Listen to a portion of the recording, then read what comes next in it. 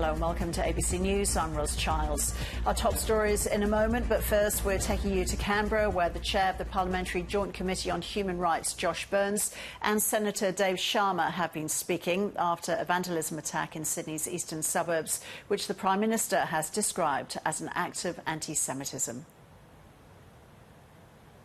And the violence we saw in the eastern suburbs of Sydney overnight need to be rightly condemned. They have no place in a modern Australia. Now, this happened right in the heart of Sydney's Jewish community. This happened right in the heart of people who, frankly, do not deserve to be the targets of this sort of violence. I understand people have strong views about conflicts right around the world, including the Middle East. But to target Jewish people in Australia is not a legitimate form of political discussion. It is not a legitimate form of participating in our democracy. To target the Jewish community in Sydney, in their homes and on the streets, is anti-Semitism. Plain and simple. Now, we are a multicultural country. We are better for our diversity. And every single person in our country deserves to live in safety and dignity and peace. And that is not what happened on the streets of Sydney last night. I also want to say that I'm really pleased to be standing here with Dave Sharma. This is above politics. This is about the sort of country that we want to see together. This is about the sort of participation in our democracy that we want to see together. This is not about politics. This is about making sure Australians can be safe in their homes and in their streets. And the sort of vandalism and the sort of violence we saw last night has no place in Australia and is rightly condemned right across the political aisle. I'll hand over to Dave and then happy to take some questions. Thank you, Josh. Well, the attacks we saw of vandalism and abuse of property and violence in Sydney's eastern suburbs last night is abhorrent, and it should be condemned by everyone. This is an attack that's designed to menace, intimidate and silence one group of Australians only. It took place in the heart of Sydney's Jewish community, and it has no place in Australia. This community of Australians, Jewish Australians, have been feeling besieged and under threat for the past year, and it simply has to stop. This is not only an attack on one community, it's an attack, as Josh said, on the values and the social compact that hold us all together as Australians. There are legitimate forms of political protests. There are legitimate forms of freedom of expression. This is not one of those. This has to be condemned, and I'm pleased to learn that the New South Wales Police have set up a strike force to investigate this attack. They are conducting investigations now. They are committed to hold the perpetrators to account, and they are treating this as a hate crime. I thought it was important to stand with my colleague Josh Burns today to emphasise what he said, that this should be a sentiment that unites us all as Australians. Our abhorrence and round condemnation of this sort of actions designed to menace, intimidate and harass one particular group of Australians. It has no place in Australia. Any questions? No? Do you think that the government's stance on Australia could create a climate where these kinds of attacks have been allowed to happen? Do you mind if I go? No, you go. Yeah. Look, I would say that people absolutely have a right to have agreements or disagreements about government policy. Now, we are a democracy. We don't just enable discussion, we encourage it. And people have a right to be able to participate in our democracy in a way that is free and respectful and even purposeful. But what we saw overnight, where people are targeting Jewish communities in their streets, in their communities, in their homes, is not a legitimate form of participating in that democratic process that we hold so dear and is so precious to our country. So no matter what people's views are of conflicts around the world, we can't see that sort of conflict being brought to our streets in Australia. The police are responding to this. Is there anything more you want to see in a proactive sense from the government, from authorities, to stop it happening? Well, look, I'd urge firstly residents who are there to cooperate with police if they have CCTV footage, to pass it over. If they've seen information that is of help to the police, to pass that over. But it's important as well that political leaders across the spectrum and at all levels, local government, state government and federal government, make clear just how unacceptable this is, because what we saw in Sydney's eastern suburbs last night, but frankly what we've seen in Australia over these last 14 months has tested our nation in a way I haven't seen it tested before in my lifetime. And it's incredibly important that we all cooperate to put this environment behind us and put it back in the bottle where it belongs. one very unsavoury incident. Officers like yours have been targeted more broadly, other MPs as well.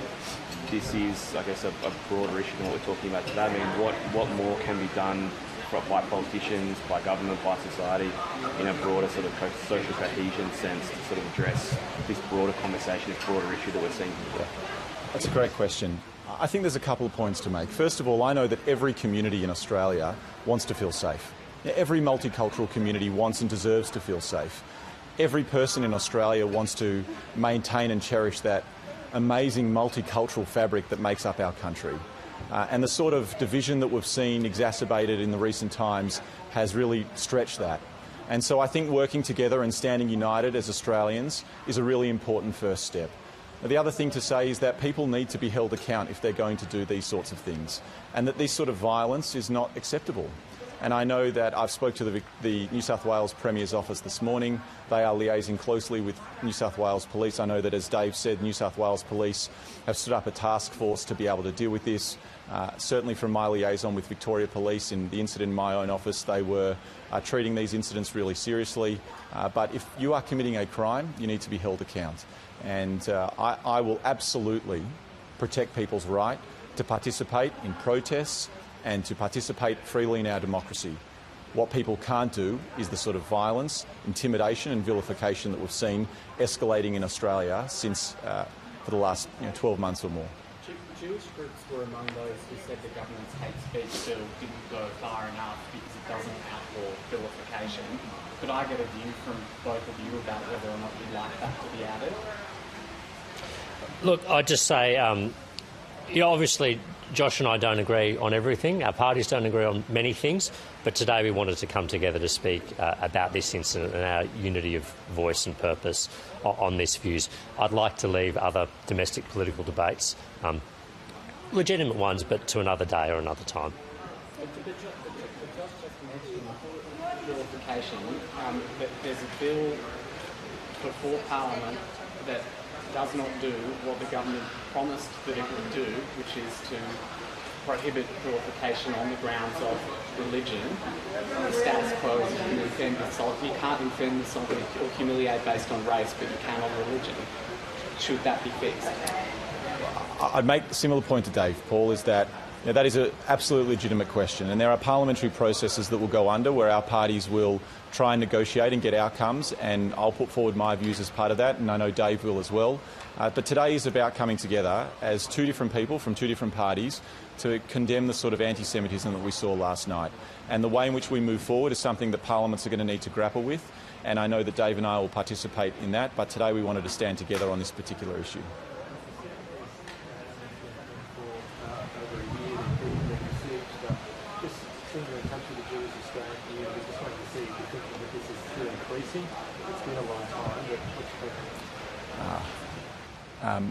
Jewish community leadership will be releasing their annual report on anti-Semitism in the coming months, and what we know is that it is increasing, and it's increasing at a rate that it never has in Australia. The sort of incidents that we're seeing against the Jewish community is escalating and intensifying. And last night, I know, would have made a lot of people in the Jewish community right around the country feel extremely unsafe, and that is something that motivated us to stand here together, to condemn it together, and to say that it has no place in Australia and that we need to stand against that sort of anti-Semitism and discrimination together. I'd just add, there's no doubt that the Jewish community feels significantly less safe in Australia than it ever has.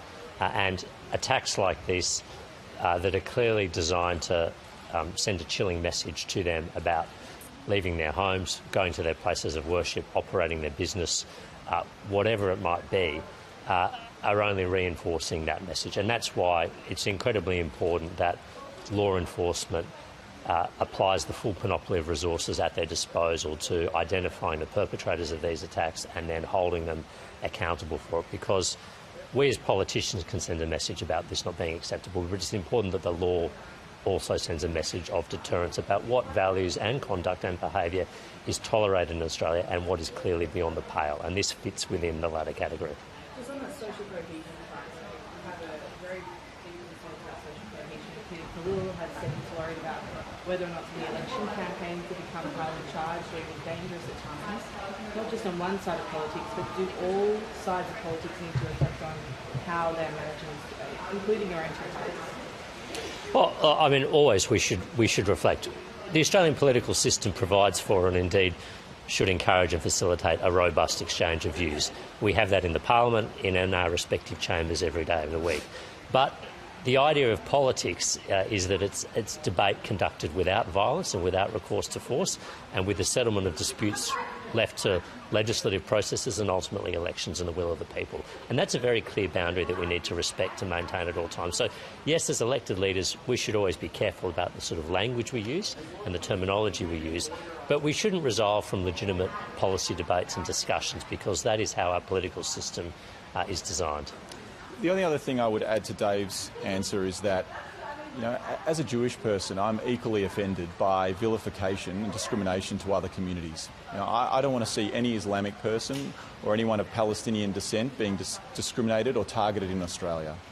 And I think if we all hold this fundamental truth that we are all Australians, we all deserve to live in dignity and peace, and that as participants in our political processes, we need to stand up against forms of discrimination against any other Australian, I think we will lead ourselves in much better stead moving forwards, especially as we come into an election period. I don't want to see any Australian feel like they can't participate in our democracy, and I don't want any Australian to feel unsafe in their streets, no matter who you are and no matter what your background.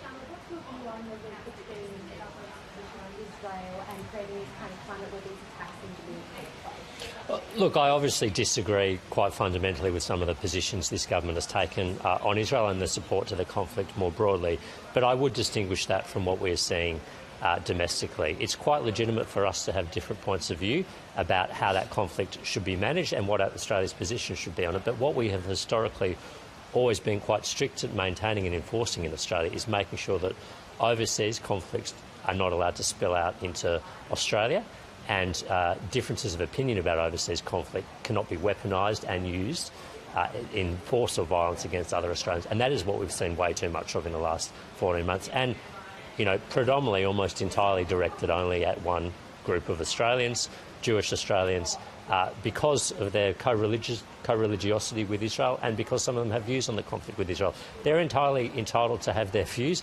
They're entitled to live in their communities in peace, just as Muslim Australians are, just as Palestinian Australians. And if there was another community in Australia under equal attack or assault, I would be speaking up as strongly for them as I am today.